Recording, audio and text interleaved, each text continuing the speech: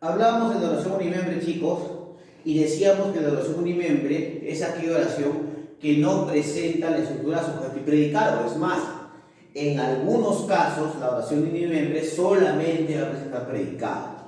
Como decía, para reconocer una oración unimembre se puede establecer de dos maneras. Primero, con el reconocimiento del verbo, que por lo general es un verbo impersonal, y hemos visto las tres formas de los verbos impersonales, ¿no? El verbo impersonal que destaca al mismo tiempo, las conjugaciones de los verbos haber, hacer y ser, y de alguna manera la conjugación del pronombre ser más un verbo, ¿no es cierto?, determinado. Entonces, así como existe la oración unimembre como no impersonal, también existe la oración unimembre sin verbo contextual, ¿correcto? Estas oraciones unimembres sin verbo contextual son expresiones muy utilizadas sobre todo en la lengua oral. ¿Saben cómo se les llama a estas expresiones? A estas expresiones también se les llama, por si acaso, ya, para que quede claro, también se les llama interjecciones. Profe, ¿y por qué se les llama interjecciones? Porque pueden iniciar o culminar una conversación. Por eso es que se les llama interjecciones. Y porque además buscan llamar la atención. ¿De quién? De la persona quien las escucha. Interjecciones. Por ejemplo, auxilio, ¿no es cierto? Socorro, por ejemplo. Agua, por favor. Santo cielo, por ejemplo. Fuego. Qué bien. Alto. Bravo, por ejemplo, ¿no? O sea, ¿por qué son interjecciones? Porque expresan no solamente condiciones emocionales, sino porque además pueden iniciar o pueden culminar una acción determinada, ¿cierto? Además, ¿por qué serían consideradas oraciones unimembres? Porque, chicos, ¿no es cierto?, hay que recordar que no existe la estructura sujeto y predicado, solamente existe la relación de información, de sentimientos determinados aquí. Entonces, profesor, las oraciones unimembres son aquellas oraciones que pueden presentar estructura solamente predicado con el verbo impersonal, pero también pueden derivarse sin verbos contextuales, ¿correcto? También pueden tener otra forma, que es la forma de los sin verbos contextuales, ¿no?, que se representan a través de las interjecciones. Para que quede claro entonces, una oración unimembre es aquella que por ningún motivo y razón presenta sujeto en su estructura. Solamente puede presentar verbos impersonales o también pueden existir elementos o frases que dan una situación o expresan una situación pero que no presentan verbo, ¿correcto? Eso también se puede manifestar ahí. Ahora, así como existen las oraciones unimembres, que significan de un solo miembro, ¿no es cierto?, que sería en este caso predicado, también existirían las oraciones bimembres, que aquí implica la presencia, ¿no es cierto?, de la estructura sujeto y predicado. Eso se va a dar, ¿correcto? Y eso es importante recordarles. Ahora, ¿por qué, profesor, es importante recordar que existe sujeto y predicado? Es importante recordarles que existe sujeto y predicado porque hay que aprender a reconocer estos elementos, ¿correcto?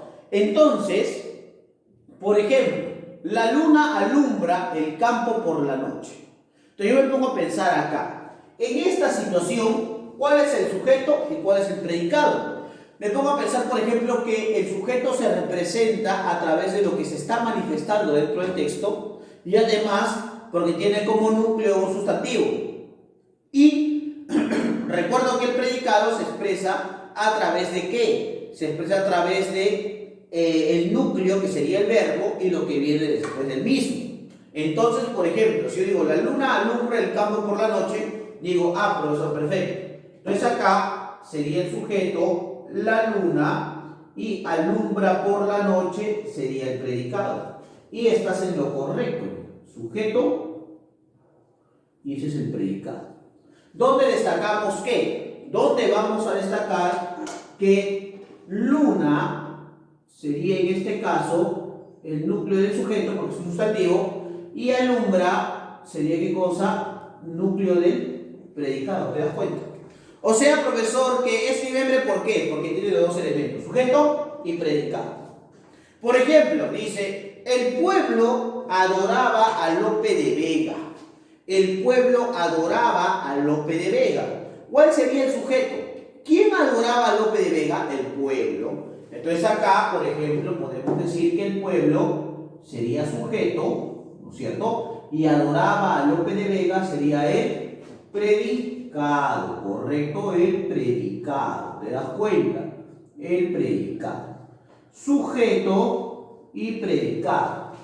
¿Dónde qué? Donde, por ejemplo, pueblo sería el núcleo del sujeto y adoraba sería el núcleo del predicado, ¿no es cierto? ¿Por qué, chicos?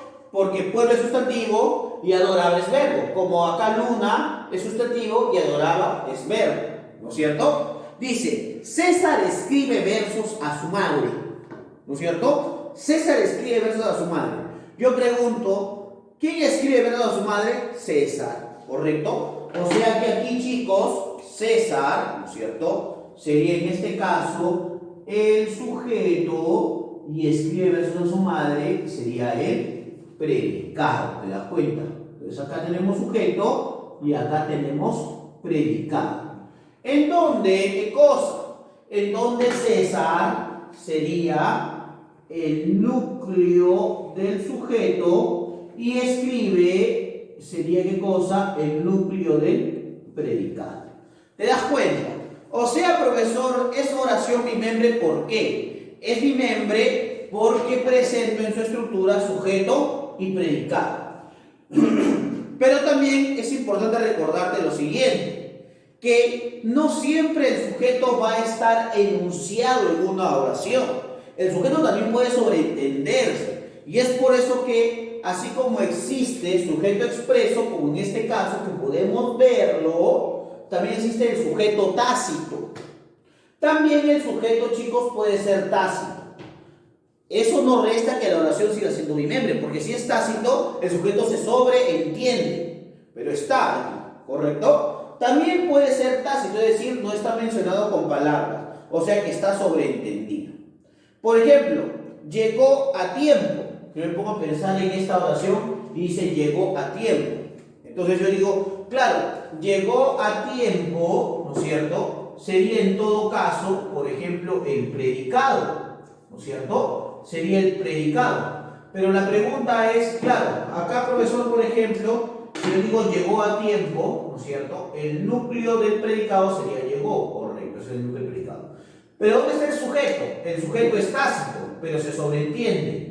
Puede ser, por ejemplo, el sujeto tácito, puede ser en este caso, por ejemplo, ella, o puede ser él, ¿correcto? Y yo sé que ahí estoy remarcando la presencia del sujeto, por ejemplo, ¿no?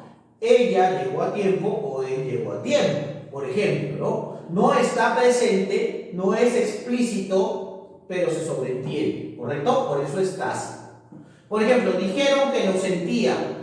Dijeron que lo sentían. Ah, mira, profesor, también pasa lo mismo, ¿no es cierto? Acá tenemos el predicado, ¿no es cierto? Que sería dijeron, todo esto es el predicado, porque parte también o está encabezado por un núcleo, que es el verbo, ¿no es cierto? Dijeron sería en este caso el núcleo del predicado y el sujeto sería tácito, porque sería, por ejemplo, porque sería acá ellos o podría ser ellas, ¿no es cierto? Ellos dijeron que lo sentían o ellas dijeron que lo sentían, por ejemplo, ¿no?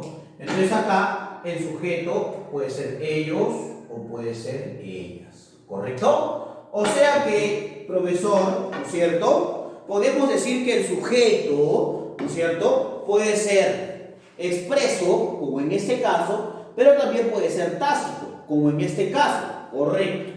Ahora, hay que recordar que como existe una concordancia entre el núcleo del sujeto y el núcleo del predicado, si el núcleo del sujeto se manifiesta en plural, el predicado también debe ser en plural, ¿correcto? Porque hay una concordancia determinada. Entonces, a partir de allí podemos entender la primera clasificación de las oraciones, ¿correcto? O sea que, profesor, las clasificaciones de las oraciones tienen que ver con los elementos que la constituyen, ¿correcto? Tienen que ver con el sujeto y tiene que ver con el predicado. Si el sujeto está presente, presente o si el sujeto está ausente, ¿correcto? Entonces, eso es importante determinarlo. Hay que recordar que no siempre el sujeto va a estar en la oración, pero puede sobreentenderse. Cuando por ninguna forma o manera existe sujeto en su estructura, entonces la oración es unimembre. Pero si la oración tiene sujeto y predicado, entonces la oración será bimembre. Así el sujeto sea expreso o así el sujeto sea tácito. ¿Correcto, chicos?